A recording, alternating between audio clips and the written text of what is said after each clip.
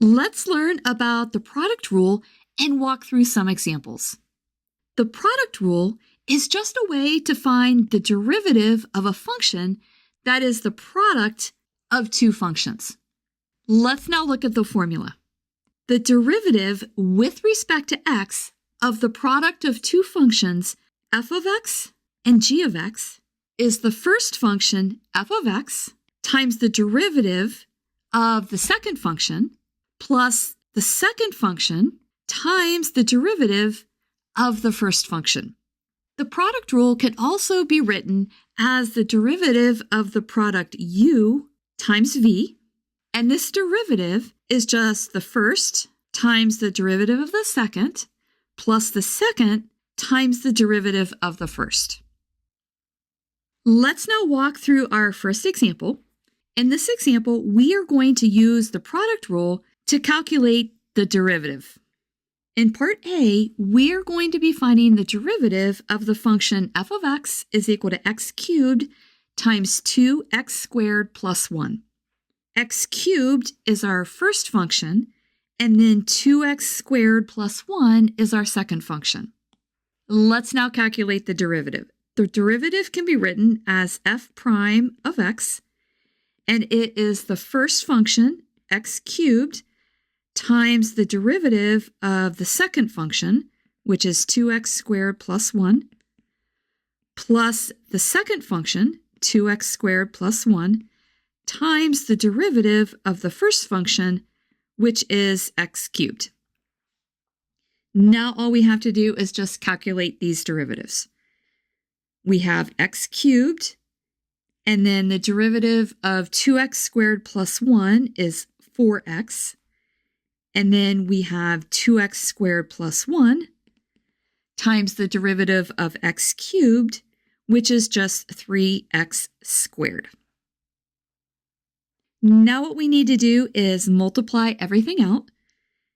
This first product is 4x to the fourth. And then our next term gives us a 2 times 3, which is 6. And then x squared times x squared is x to the fourth. And then we just have a 3x squared left. We can combine our x to the fourth terms, and we end up with 10x to the fourth plus 3x squared. And that's our derivative. Let's now look at part B.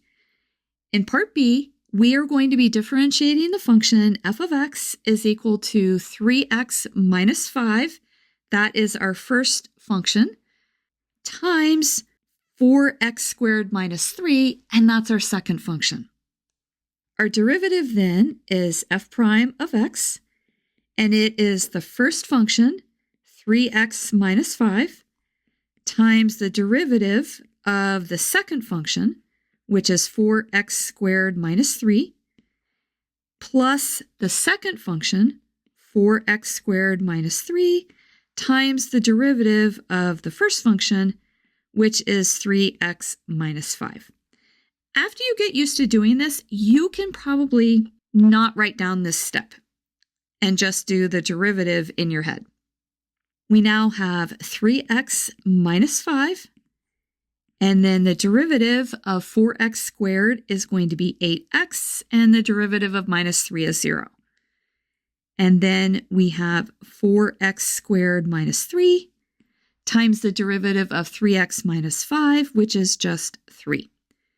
Let's now multiply everything out.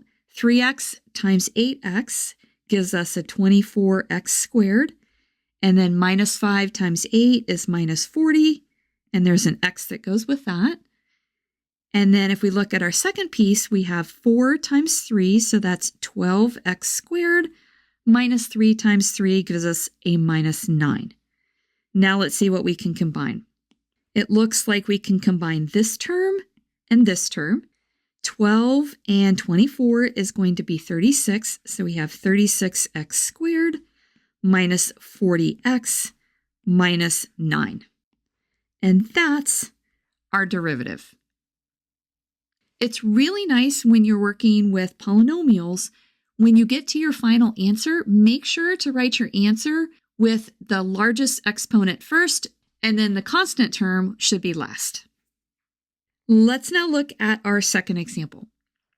In this example, we are given h of x is equal to x times g of x. We're given that g of 3 is equal to 5, and that the derivative of g at the point 3 is equal to 2. We are then asked to find h prime of 3. Let's start by writing down our function. We are given that h of x is equal to x times g of x. We want to find the derivative, so let's write down h prime of x. Notice that h is the product of two functions. X is our first function, and g of x is our second function. So we'll use the product rule. We have the first, which is x, times the derivative of the second, which is g prime of x, plus the second, which is g of x, times the derivative of the first. The derivative of x is just 1, so we'll multiply g of x times 1. Now what we're going to do is plug in that x is going to equal 3. So we have h prime at 3 is equal to 3, g prime at 3, plus g of 3. Now we can go ahead and substitute in what g prime of 3 is and what g of 3 is. This gives us 3 times g prime of 3, which is 2, plus g of 3, which is 5. So let's see, this is 6 plus 5, so we get an answer of 11.